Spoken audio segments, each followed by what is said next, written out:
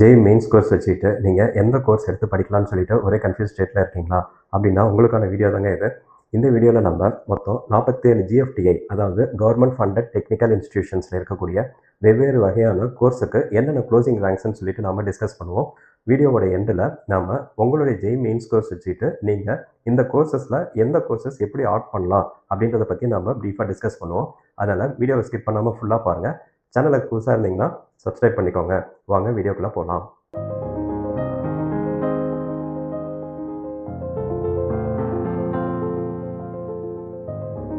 உங்களுடைய JE mains course வச்சுட்டு நீங்கள் எந்தெந்த இன்ஸ்டியூஷன்ஸில் நீங்கள் சேரலாம்னு சொல்லிட்டு உங்களுக்கு ஏற்கனவே தெரியும். இருந்தாலும் நான் சொல்கிறேன். நான் என்ஐடிஸில் நீங்கள் ஆட் பண்ணலாம். அதே மாதிரி நீங்கள் IIITஸில் நீங்கள் ஆட் பண்ணலாம். அதே மாதிரி நீங்கள் ஜிஎஃப்டிஐஸ் அப்படின்னா கவர்மெண்ட் ஃபண்டட் டெக்னிக்கல் இன்ஸ்டிடியூஷன்ஸ், இந்த இன்ஸ்டிடியூஷன்ஸ்லாம் நீங்கள் ஆட் பண்ணலாம். இது இல்லாமல் நீங்கள் ஜேஇ மெயின்ஸ் கோர்ஸ் கிளியர் பண்ணிவிட்டு ஜேஇ அட்வான்ஸ்க்கும் நீங்கள் போயிட்டு அங்கேயும் நீங்கள் கிளியர் பண்ணிட்டு இல்லை வந்துட்டிங்கன்னா இந்த 3 இன்ஸ்டிடியூஷன்ஸ் இல்லாமல் நீங்கள் ஐஐடிஎஸ்லையும் நீங்கள் ஆட் பண்ணலாம். ஸோ மொத்தம் 4 ஜேஇ அட்வான்ஸ்டு போயிட்டீங்கன்னா இந்த 4 இன்ஸ்டிடியூஷன்ஸ்லையும் நீங்கள் என்ன கோர்சஸ் வேணும்னு சொல்லிட்டு நீங்கள் ஆட் பண்ணி நீங்கள் எடுக்கலாம். போன வீடியோஸில் நம்ம என்ஐடிஸில் இருக்கக்கூடிய 86 வெவ்வேறு வகையான அகாடமிக் கோர்சஸ், அதோடைய க்ளோசிங் ரேங்க்ஸ் என்னன்னு சொல்லிட்டு டிஸ்கஸ் பண்ணியிருந்தோம். அதே மாதிரி IIITஸில் இருக்கக்கூடிய மொத்தம் 50 வெவ்வேறு வகையான கோர்சஸ்க்கு என்னென்ன க்ளோசிங் ரேங்க்ஸ்னு சொல்லிட்டு டிஸ்கஸ் பண்ணியிருந்தோம். அந்த வீடியோஸ்லாம் பார்க்காதவங்க போய் பார்த்துக்கோங்க. இந்த வீடியோவில் நம்ம 47 ஜிஎஃப்டிஐஸில் இருக்கக்கூடிய 78 வெவ்வேறு வகையான கோர்ஸுக்கு என்னென்ன க்ளோசிங் ரேங்க்ஸ் என்னன்னு சொல்லிட்டு நம்ம டிஸ்கஸ் பண்ணுவோம்.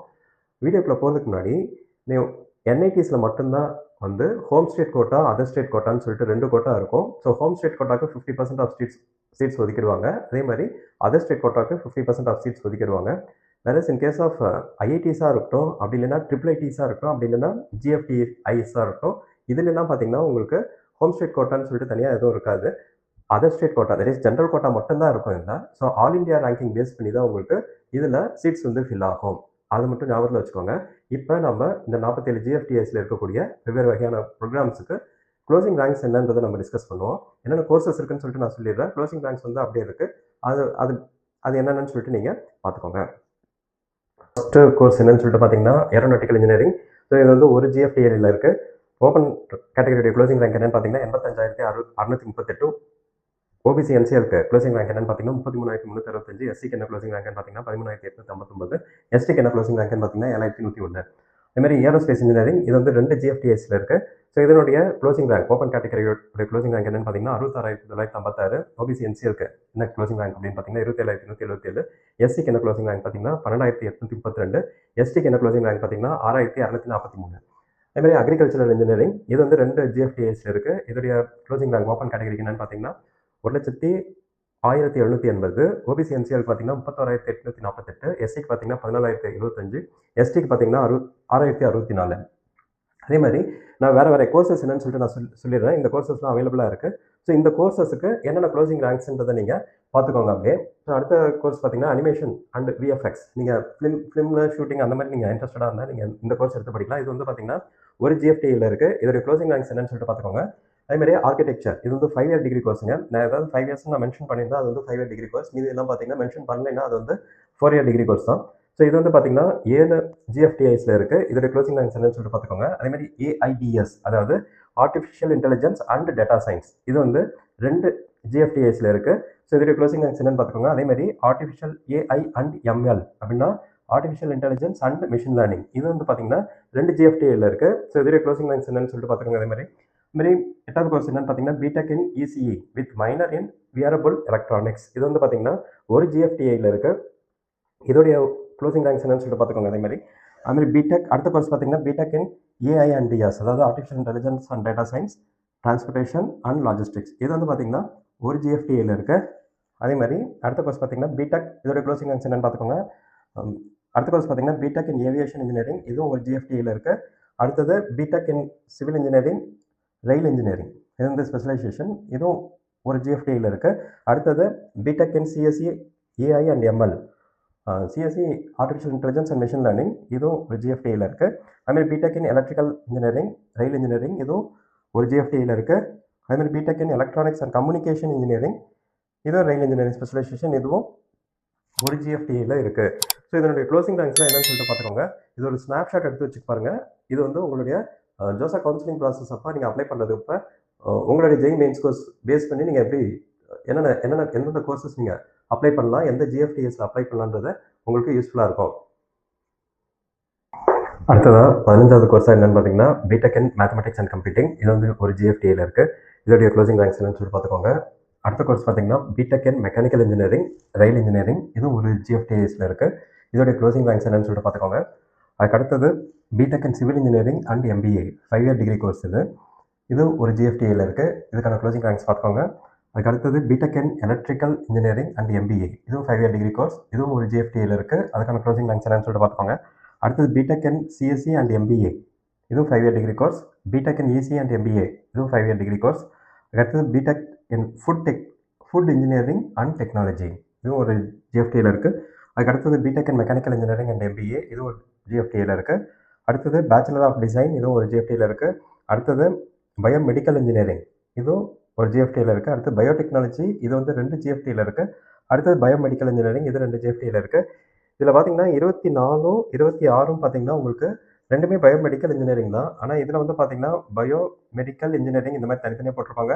இதில் பார்த்தீங்கன்னா பயோமெடிக்கல் இன்ஜினியரிங் சொல்லிட்டு உங்களுக்கு இதில் சேர்ந்த மாதிரி வருது. ஸோ உங்களுடைய அகடமிக் ப்ரோக்ராமிங்கில் டைட்டில் வந்து கரெக்டாக பார்த்துக்கோங்க. கோர்ஸ் நேம் வந்து கரெக்டாக பார்த்துக்கிட்டு கரெக்டாக அதுக்கு எந்த கோர்ஸ் வந்து நீங்கள் ஆட் பண்ணுறீங்கன்னு சொல்லிட்டு அந்த பர்டிகுலர் ஜிஎஃப்டியை நீங்கள் சூஸ் பண்ணி நீங்கள் ஆட் பண்ணணும்.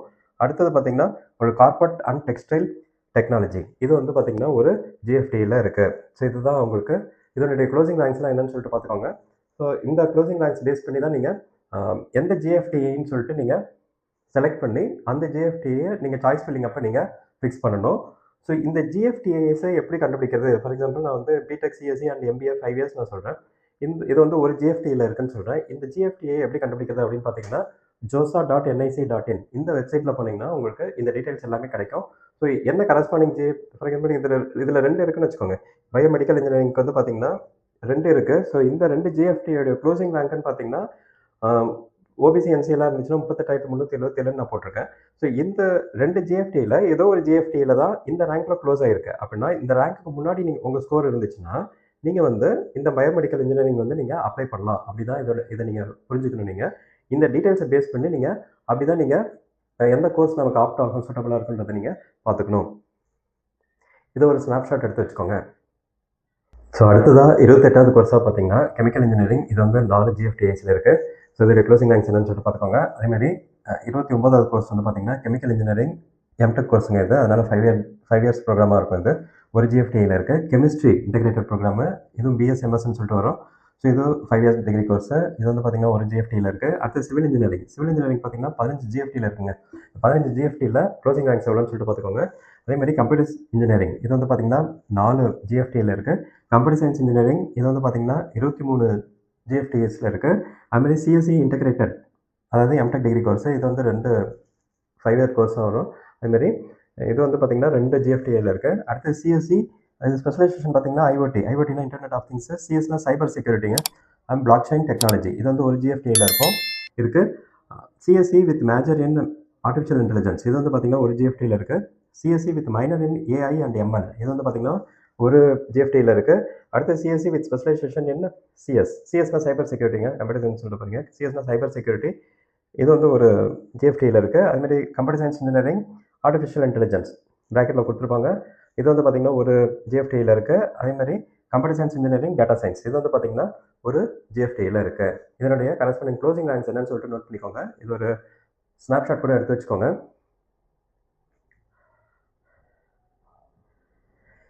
இப்போ இந்த டீட்டெயில்ஸில் இருந்து நம்ம எப்படி வந்து இந்த டீட்டெயில்ஸ் வச்சுட்டு நம்ம எப்படி அனலைஸ் பண்ணுறதுன்றதை நம்ம பார்ப்போம். ஸோ இப்போ உதாரணத்துக்கு கம்ப்யூட்டர் சயின்ஸ் இன்ஜினியரிங் எடுத்திங்கன்னா மொத்தம் 23 ஜிஎஃப்டியில் இருக்குது. ஸோ இதோடைய ஓப்பன் கேட்டகரியோடைய க்ளோசிங் ரேங்க்னு பார்த்தீங்கன்னா 81,019.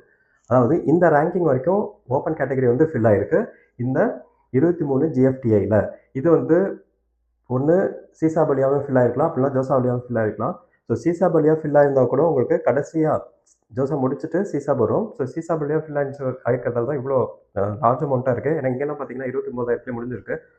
இது வந்து பார்த்தீங்கன்னா கிட்டத்தட்ட ஒரு 40,000 உங்களுக்கு ஜோசாவில் முடிஞ்சிருக்கும். ஸோ உங்களுக்கு 40,000 முன்னாடி இருந்துச்சுன்னா நீங்கள் வந்து ஏதாவது ஒரு ஜிஎஃப்டியில் இந்த 23 ஜிஎஃப்டியில் ஏதாவது ஒரு ஜிஎஃப்டியில் நீங்கள் வந்து உங்களுக்கு சீட் இந்த கம்ப்யூட்டர் சயின்ஸ் கோர்ஸ் வந்து கிடைக்கிறதுக்கு சான்சஸ் இருக்குது அப்படி நீங்கள் எடுத்துக்கணும். ஓபிசி என்சிஎல்க்கு பார்த்தீங்கன்னா க்ளோசிங் ரேங்க் பார்த்தீங்கன்னா இப்போ 29,035.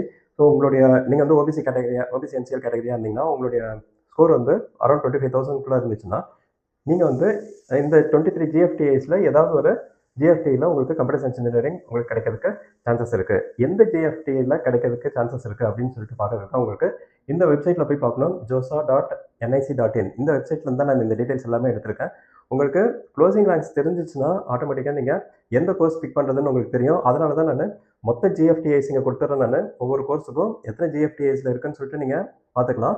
உங்களுடைய க்ளோசிங் ரேங்க் தெரிஞ்சிச்சுன்னா அந்த ரேங்கிங்க்கு முன்னாடி நீங்கள் இருந்தீங்கன்னா கண்டிப்பாக உங்களுக்கு ஏதாவது ஒரு ஜிஎஃப்டியில் உங்களுக்கு கிடைக்கும், சீட் கிடைக்குன்றது, அந்த பர்டிகுலர் கோர்ஸ் வந்து கிடைக்குன்றது இதுலேருந்து நீங்கள் தெரிஞ்சுக்கலாம்.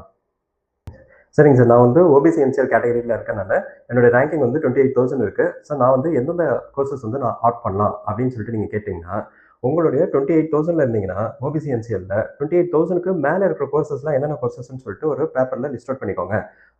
ஸோ இதில் வந்து பார்த்தீங்கன்னா 28,000க்கு மேலேன்னு பார்த்தீங்கன்னா இதோ ஒன்று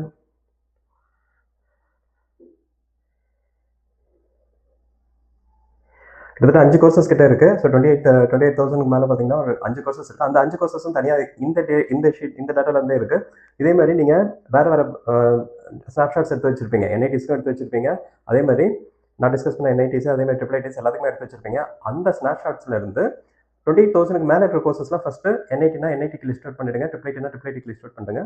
ஜிஎஃப்டினா ஜிஎஃப்டிக்கு லிஸ்ட் அவுட் பண்ணிக்கோங்க. லிஸ்ட் அவுட் பண்ணிட்டு அந்த கோர்சஸ்லேருந்து உங்களுக்கு எந்த கோர்ஸ் உங்களுக்கு பிடிச்சிருக்குன்னு பார்த்துட்டு அந்த கோர்ஸ் நீங்கள் எடுத்துட்டு அந்த கோர்ஸ் எந்த என்ஐடிலையோ இல்லை ட்ரிபிள் ஐடிலையோ அப்படி இல்லைன்னா கவர்மெண்ட் ஃபண்டட் டெக்னிக்கல் இன்ஸ்டிடியூஷன்ஸ்ல இருக்குன்னு சொல்லிட்டு பார்த்துட்டு அதை வந்து நீங்கள் சாய்ஸ் ஃபில்லிங் அப்போ ஜோசப் கவுன்சிலிங் சாய்ஸ் ஃபில்லிங் அப்போ நீங்கள் அந்த பர்டிகுலர் என்ஐடிஸ் வந்து நீங்கள் ஃபில் பண்ணிங்கன்னா உங்களுக்கு ஃபஸ்ட் ரவுண்ட்லேயே உங்களுக்கு சீட்ஸ் வந்து கன்ஃபார்ம் ஆகுதுக்கு 99% உங்களுக்கு சான்சஸ் இருக்குது. ஸோ இந்த டீட்டெயில்ஸ் எல்லாமே நான் வந்து பார்த்தீங்கன்னா josa.nic.in இந்த வெப்சைட்லேருந்து தான் எடுத்திருக்கேன். ஸோ உங்களுக்கும் நீங்களும் இந்த வெப்சைட்டில் போயிட்டு நீங்கள் பார்த்துக்கலாம். ஸோ உங்களுக்கு இது சம்மந்தமாக வேறு ஏதாவது டவுட்ஸ் இருந்துச்சுன்னா கமெண்ட் செக்ஷனில் கேளுங்க, நான் உங்களுக்கு ஹெல்ப் பண்ணுறேன். இப்போ பார்த்தீங்கன்னா உங்களுக்கு 40 கோர்சஸ் நான் பார்த்துருக்கேன். நம்ம டிஸ்கஸ் பண்ணியிருக்கோம் ஜிஎஃப்டியில் இருக்கிற 40 கோர்சஸ். இன்னும் ஒரு 38 கோர்சஸ் இருக்குது. ஸோ மொத்தமாக பார்த்தீங்கன்னா 78 அகடமிக் ப்ரோக்ராம்ஸ் இருக்குது 47 ஜிஎஃப்டிஐஸில். ஸோ இந்த மீதி இருக்கிற 38 அகடமிக் ப்ரோக்ராம்ஸும் வந்து நம்ம அடுத்த வீடியோவில் பார்ப்போம். இந்த அகடமிக் ப்ரோக்ராம்ஸ்லாம் பார்த்தீங்கன்னா ஆல்ஃபபெட்டிக் ஆர்டரில் தான் நம்ம போட்டிருப்பேன் நான். ஸோ உங்களுக்கு வந்து ஏதாவது கோர்சஸ் நீங்கள் செலக்ட் பண்ணணும், நீங்கள் சர்ச் பண்ணணும்னா உங்களுக்கு பிடிச்ச கோர்சஸ்னால் நீங்கள் ஜஸ்ட் ஆல்ஃபபெட்டிக் ஆர்டரில் நீங்கள் போனீங்கன்னாவே உங்களுக்கு வேண்டின கோர்ஸ் என்ன கோர்ஸோ அந்த கோர்ஸ் வந்துடும். டீட்டெயில்ஸ்லாம் ரொம்ப முக்கியமான டீட்டெயில்ஸு இதெல்லாம் வந்து சேவ் பண்ணி வச்சுக்கோங்க. அதே மாதிரி உங்கள் ஃப்ரெண்ட்ஸ் யாராவது எழுதியிருந்தாங்கன்னா அவங்களுக்கு இந்த வீடியோவை ஷேர் பண்ணுங்கள். ஸோ வரப்போகிற வீடியோஸ்லாம் தவறாமல் பார்க்கறதுக்கு மறக்காமல் சேனலை சப்ஸ்கிரைப் பண்ணிக்கோங்க. Keep subscribed. தேங்க்யூ.